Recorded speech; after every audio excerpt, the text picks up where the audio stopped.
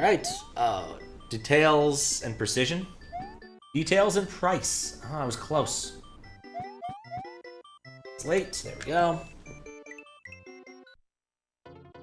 What do we got? Oh, I can't get it. Didn't get it in time.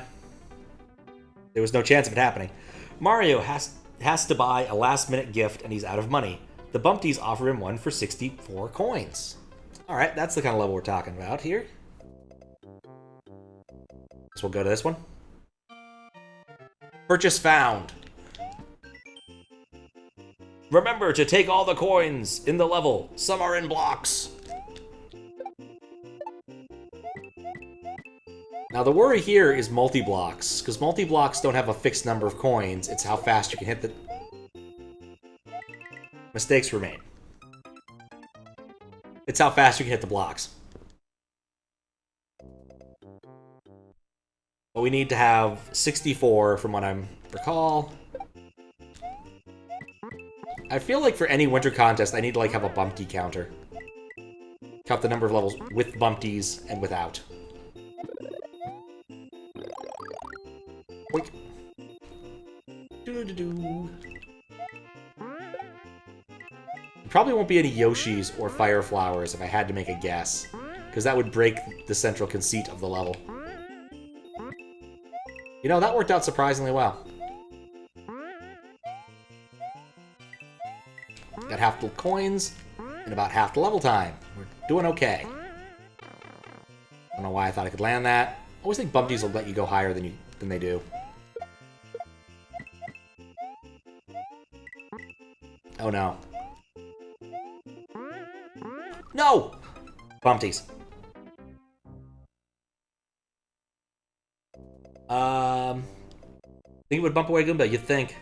I'm not running, I'm running Red Guy's old USB code one. I do have a newer one around here, I'd have to find it. If you want, you can just message me those things, and if I'm not doing anything important, I can definitely just get you a test. Like, I don't mind doing smoke tests really quick when it's not even in the, not on stream. And that's definitely fits into the category of smoke testing.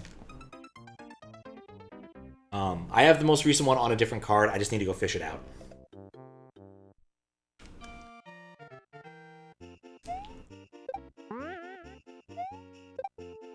Darn bumpties.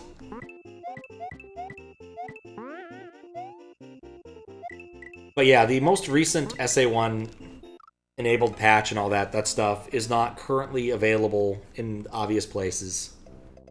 You have to get it from the Discord. I don't know why Ikari doesn't just do a simple point release. This is the one that fixes the really slow RAM issue that some people are running into. This card is not affected by it because it's an older card. But I do have both of those firmwares around. The one that the more recent one that had the slowdown, and the more recenter one that does not. But it's not like a proper fix, is my understanding. It's like a hacky fix. MSU1 plus SA1, I think, is purely an FX pack thing. I don't know why I'm not waiting for it. I'm impatient. But I think it's also a function of how fast your SD card is. And a few other details. There is a different FPGA inside of the FX pack now because the older FPGA they were using is no longer sourceable. At least at a reasonable price, which happens. But FPGAs being what they are, that's not that big of a problem. As long as you can still synthesize for it, it should behave similarly. You can still do your pinouts provided it has the pins. And so moving to a new FPGA is not the end of the world. It can be difficult sometimes, depending upon what the old pinout was and the new pinout is. You might have to do some you might have to go back, go back to the drawing board, as it were. But typically, just with the way FPGAs work, it's not that big of a deal. Oh man, I love FPGAs. I really should play around with hardware some more. One of those things I'd love to build, and I probably should just like sit down and put some time aside and see if Snyder's interested, is a device that allows me to connect one controller to multiple SNESs, which I think is perfectly reasonable. And so I could play two games at the same time. Having two capture cards, I could totally do this. having an excess of 2 capture cards.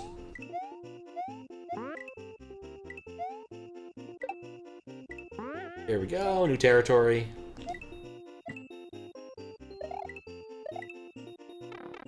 $58. I'm not sure that's enough.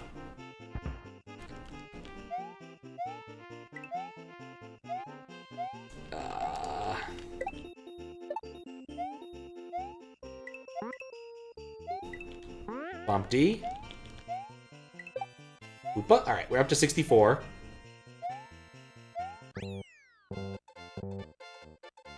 Wait, what? Why is it honking at me?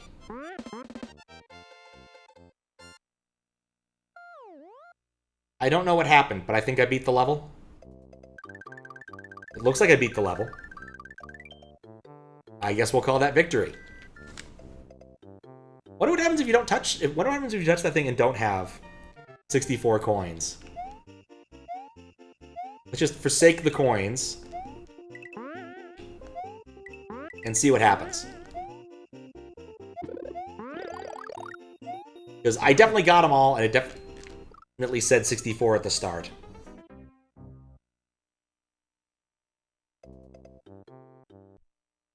I definitely met the coin requirement based upon what it said. It was 64 written out numerically. Like, there's no way I got that wrong. So I think I did it right. Like, it did say 64 and not 69. I got every coin I could find, but there were some spots where if I jumped on top of piranha plants, I could have gotten to. But I want to see what happens if you just ignore the coins. Does the same thing... Hello? Well, that would have been convenient. Actually, that makes a lot of sense now I think about it, because if you put any fire flowers in, it would break the conceit of the level. As I said earlier.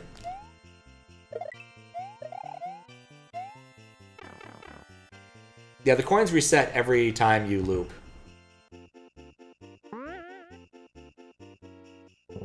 Yeah, there you go. You just can't beat the level unless you have enough coins. So now we know. That was a thing. Can you kill Bupties with ground pounds? Looks like the answer is no. Ah, dang, I let go, B.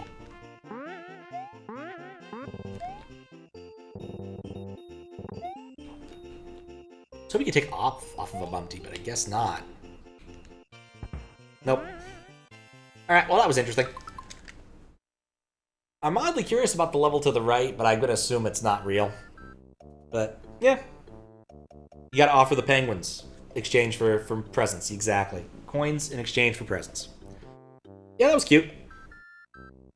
Can't complain. Kinda fun. Like a level, you gotta get the coins.